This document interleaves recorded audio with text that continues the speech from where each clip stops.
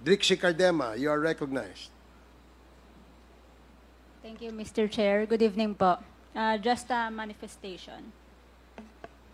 This is a manifestation. Yes, Okay. Chair. Please proceed. Tayo ditong mga kinatawan ay ibinoto lamang ng ilang libong Pilipino. Ngunit ang kasama natin ngayon ang Pangulong Duterte, ang most voted Philippine leader ng 2016. At ang kanyang anak, Vice President Sara Duterte, ang most voted Philippine leader naman ngayong 2022. I would like to manifest na gusto ng sambayanang Pilipino ang pagdurog niya sa mga kriminal, durugista at NPA na terorista. Kaya sila ibinoto at patuloy na mahal ng mga Pilipino. Kaya gusto natin ng patas na hearing. Sana sinama natin dito ang libo-libong mga magulang na ang mga anak ay biniktima ng mga durugista. Ang mga ordinaryong Pilipino na naglalakad galing trabaho, tapos sinaksak o pinatay ng adik, lahat ng mga kababaihan, na kahit pati infant na babae ay ginahasa na ng adik. Libo-libo rin ang kanilang mga magulang at mahal sa buhay na wala dito ngayon.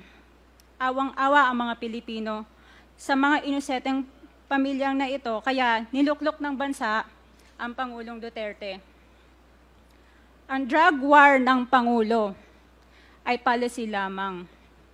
Hindi ito natupad kung hindi ito pinondahon ng Kongreso ng 6 na taon.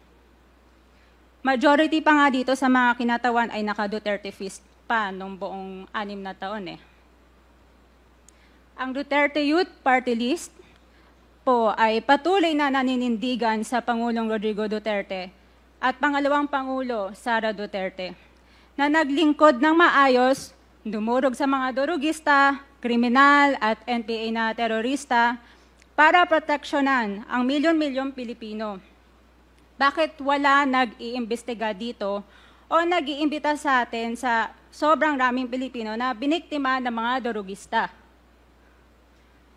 And lastly, sa mga kongresista na kaalyado ng mga NPA, mahaya naman tayo sa topic ng pagpatay dahil kayo mismo, hindi kayo nagsasalita sa pagpatay ng NPA sa mga pulis, sundalo at mamayang Pilipino.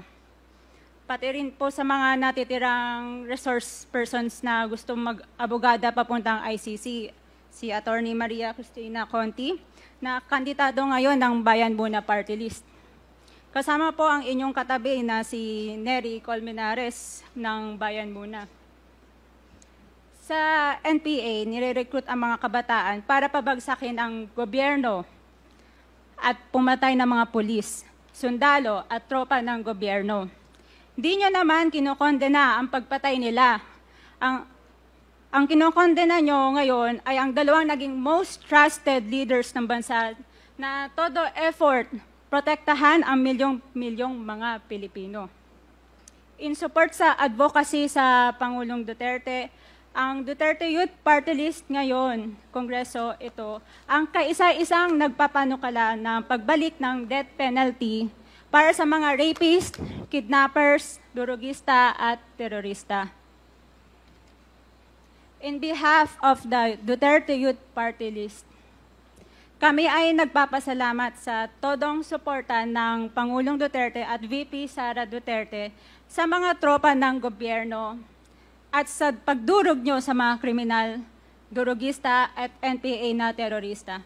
Yun lang po. Maraming salamat po, Mr. Chair. At magandang gabi po. Congresswoman Salamat, Cardema. Mr. Chair. Bawal po pumalakpak dito. Kung gusto niyo pumalakpak, doon kayo sa labas.